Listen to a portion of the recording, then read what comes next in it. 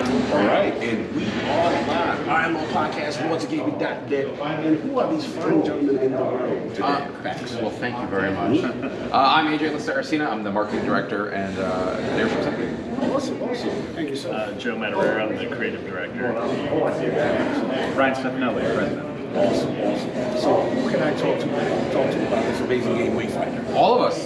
But for those in the realm who have no idea what this game is, please tell us what Wayfinder is about. Sure. So I mean, at its core, Wayfinder is a online character-based action role-playing game for you to play with your friends, old and new. So we have a lot of different content for people that's like smaller scale, with 3-player content, larger open world areas, and then social hubs. So we're an online game that's always changing, and we hope that you can give it a shot in beta now, and then it'll come out later this year. Nice. Sounds great. And about yourself, what about your role on the project? Creative director, I'm in charge of like the narrative, characters, art. Nice. All that stuff. Nice. Yeah, my background's in design, so I was game director on the project for a few years before handing that title off. And because my background's in level design, I've always enjoyed focusing in on the world, exploration, adventure.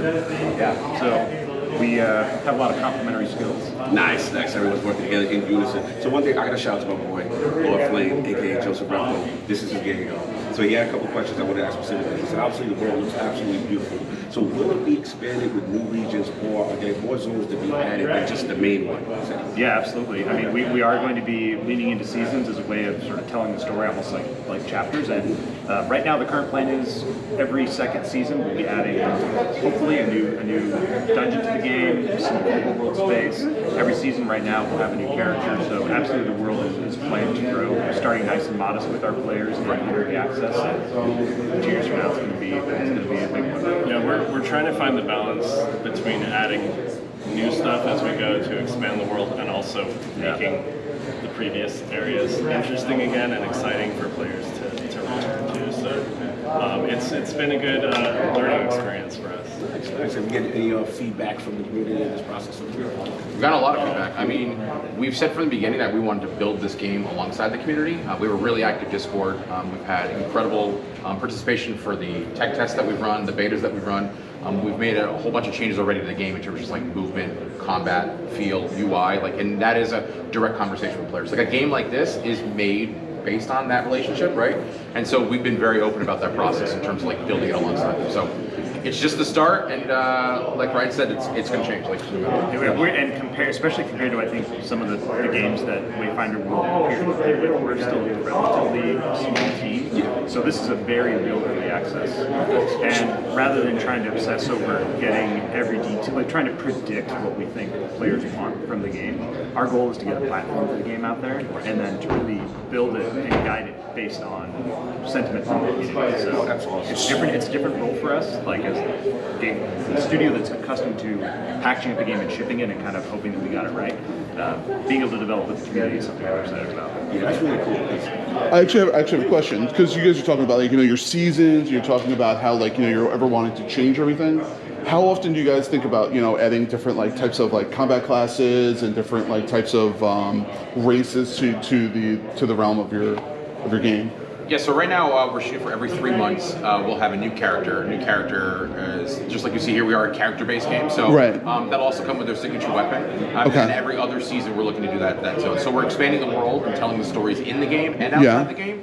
But the characters will bring brand new abilities. It's essentially a class, but a fully fleshed out voiced character that brings a lot to the table that you can customize however you want. And just to follow up on that, one of the things is everything from a character individuality that's very unique. Everyone has their own signature. So, do we have any inspirations or any stories behind some of the specific characters? I mean, my background was in comics, so I worked for Marvel for a lot of years, and then I did a book called Battle Chasers, which was a blend of fantasy and sci-fi, which also conveniently was our first game at Airship and ended up becoming a game like 20 years later after the comic. And I think for this world we wanted to push the sci-fi even a little more, because with every game we try to give it a different flavor, and so finding the blend of fantasy and magic, but there's also guns and cool tech. It really gives us a lot of freedom to just do whatever we want. And then the characters, just having worked on our previous project was League of Legends RPG Rune King, and we learned a lot from Riot. Just like they have a lot of characters, and they're all really cool. So there's just years and years of. We also, a lot of us worked on the Darksiders franchise. Nice. Yeah. So we've got like a history of building characters and worlds. You know, honestly, like for us, making a project and a world of this scale has always been a dream. It seemed unattainable because when you pitch, you know, like anything approaching an MMO to anyone, it's like too scary. But intimidating. But yeah, Yeah, you can't say you're doing that. You got to kind of slide it. By the way, it's an MMO. It's going to be an MMO before you know it. Yeah, and so we started with that base, and as the world grows and they do introduce like new cities and new overlands, like we're hoping it will really feel like we have player housing and social stuff like that. So there will be a lot more to the game than just combat. Are you going to be ending up like adding like larger scale, like more difficulty dungeons, as in like more raids, like more than, you know, the regular player base? Yeah, right now we have three player dungeons, and if you go out into the overlands, there are already world bosses you can find and summon in the world that require participation like the scale of like 8, 10, 12. But we definitely plan in the future, once we get sort of like our standard dungeons really dialed in, to expand to like our version of whatever raid is, which might be 6 or 9 players in a dungeon. Is that what you're? I'm sorry. Is that kind of what you're kind of aiming for, to be like the overall kind of like end result, like for like end game content? Because I mean, I'm the MMO guy out of everybody. Yeah. So that's why I wanted to make sure I was kind of here. So like, where are you guys kind of aiming for to make that like that content for those end game players? Right now, I mean, the way endgame basically works is after you have gone through all the dungeons, there will be an added like heroic tier sort of all the lost zones that you can go back and explore. Same thing for all the bosses and the hunts. And I mean, every season or two, we're just going to add more. And as the world gets bigger, dungeons get more numerous, and the real target of all are the hunts, which are the boss fights. And the hunts will probably be where we really flex on that concept of a raid, where we require 6 or 9 people to work together, kind of like world bosses, but in a dungeon. Okay. Yeah, and it's also important to note that like at our heart, we're a collection game. Like, so that end game is collecting more characters. Everything that we have from all the characters behind, all the weapons, those can be crafted inside the game. It's not something you have to outright purchase. You can make them. So we incentivize players doing that because it allows for character growth. So if you play someone like Sedja, who's a War Master, and then you're like, all right, well, I'm going to try out Wingrave, who's also a War Master. You're actually progressing him as well and leveling that up. So it's important that we have that, as well as like all those dungeons we were talking about are totally repeatable because they are randomized upon entering. And so we want to incentivize people to continue to play the game and have something new. And then when we do introduce new content down the line, we can also refresh older content by making those dungeons new events, new enemies that might spawn in there, etc. Yeah, I think that's a good distinguishment to make, is that when you pick a character, you're not picking a class. Like, the goal is not for the player to invest into one character because it's a class and just play that character class forever. There are mechanics in the game that really incentivize unlocking all the characters and then playing them all and getting them all up to level cap, leveling up multiple weapons, because there are certain talents and abilities you unlock only by playing multiple characters. Yeah, so it's really not about one character. It's So about kind of encouraging that kind of diversity of playstyle as opposed to being locked into interesting. Now, one question I had for again, Flame, if you're listening, we got your people here. He asked about Gloom Dagger specifically, and he said, obviously, it seemed impactful. And he was saying, will there be any other modifiers that will kind of have that maybe similar impact or different impact in the game? Well, we are planning on adding more mutators, which is what you use in the dagger to affect your run each time you enter a lost zone. And we're not exactly sure the cadence yet, because each time we add a mutator, because you can mix and match them, it has like a ton of different effects, so we have to introduce them slowly. But it's definitely something we plan on doing, is adding more mutators. And more places to use mutated, like Gloom Daggers, other than just to enter lost zones. Like, we have like certain chests and things where you can like affect the loot that you get from it by the mutators that you have equipped in your dagger, things like that. So we're still exploring it, but we want to do it a lot more for sure. Nice. And I was going to ask you, just in general, like, of the challenges of games, a game like this, it seems very complex, a lot of player choice, and also you get a lot of feedback at the same time. Like, how do you go through that balance of maybe the original vision of what you guys have versus, okay, players may want this, but does this kind of mess with the development cycle of the game?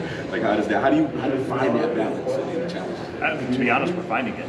You know, it's probably. Ask us in like 6 months. I mean, it's not a joke. It was a big mental shift that we had to make going into. I mean, really, the first time we launched a beta, even some of our smaller scale closed betas, that was more feedback than we've ever gotten on another game prior to it being released. And I think it taught us the scale of information that we're going to be getting from players. And rather than being, I think, concerned about it, or viewing it as something that was going to be a challenge, we actually embraced it as an opportunity because unlike premium game development where you're kind of trying to protect what players want from your game, and maybe you get to do focus tests with a couple dozen players, this gives you the chance to make the game alongside fans. And you can pay lip service to them, pretend like you're doing it, but really just march to the beat of your drum. Or you could really think, this is awesome. Now it kind of takes some of the guesswork out of the development force because the players are telling us what they want. Specifically, yeah. So why not address that? You still have to maintain your core vision at the center and not compromise that. But it's really not as difficult, I think, as we thought to pivot based on player because oftentimes it's complementary to. how do you guys end up like taking all these classes and all the weapons and everything? How do you guys actually like make sure those like are balanced? Because you don't want to see like the same people using the same classes for everything. Early access. It's ongoing. It's Yeah, ongoing. yeah. Internally, everyone has opinions. We are constantly playing the game. We have, beta. Everyone fills out the surveys. We're gathering that information. Early access will be huge as well. It's just, it's going to be ongoing. Like Yeah. we know it is, and we have to react to that kind of stuff. It's like Ryan said, we feel like we know what players want or should want, but if everyone's like, hey, guns are the best. No one is using melee weapons ever. It's like, okay, like that's weird. We either need to make just all guns or like make the melee weapons better. Yeah. Stuff like that. It's all gonna like, we have a pretty good idea of where we want it to go, but ultimately, we have to. We've already made a lot of changes in the last 4 months just based directly on feedback. And you have to learn from a production standpoint how to basically set aside time to address feedback versus what you have planned. And that's something that, along with the game changing, like the development team, making the game is going to adapt to. This is great. I love that synergy between the community and the development process. The game looked absolutely phenomenal. Something I know I would be playing with friends. I am not even playing MMO, so this is something that's definitely it's on my island now. Final pitch to those on the fence that we want to sell. Tell them about this beautiful game, Wayfinder. How can we get? What's the final pitch for anyone that's on the fence? We would say this is a genuine chance to come in and be a part of building a game with the developer. Because there's been stuff lately about betas being just a marketing effort. It's not a marketing effort. This is a game that's very early on, and it's primed for feedback that we can use to make it better. So come in and participate. We hope to earn people's trust by really showing that we're going to respond. Yeah, and I think as people pick it up and play it and they see what we're going for, like this game was made because we play these type of games. We want to make this type of game. And so, like Ryan was saying, like we want those players here to also essentially nerd out with us and make this game alongside of us. Like that's why we're doing it. So the game will be free to play, so there's really no barrier to entry, so that you can jump in. Like that. We like free. Yep. We've announced early access will be sometime in May, but we hope that people give us a shot and just build it alongside of us. We'll make mistakes, but that's what the communication is for, and we'll end up making a better game for it. Final pitch. Yeah, check it out. Like AJ said, we're really excited about building this world, and obviously it can only grow with people in it and playing and helping us make it better. So it's something we've always looked forward to for a long time. Help us make it awesome. Sounds great. Any further questions to the MMO community? You guys are. I know that you guys are on the PlayStation, also on PC. Is there a cross-platform now and in the future, Yeah, or full cross-platform save, cross-platform play. Our last beta, we turned that on, it worked. Everyone was happy. PlayStation. it worked? Yes. Functionality. Yes, it works. But no, that is the intent. We can't wait for people to play across all platforms. All right, sounds great. Thank you so much. Thank you. Cool. Absolute pleasure. Thank you. Lords of Wayfinder, thank you for your time. Go check it out. It looks absolutely beautiful. Love what we're seeing. Control the chaos. Wayfinder.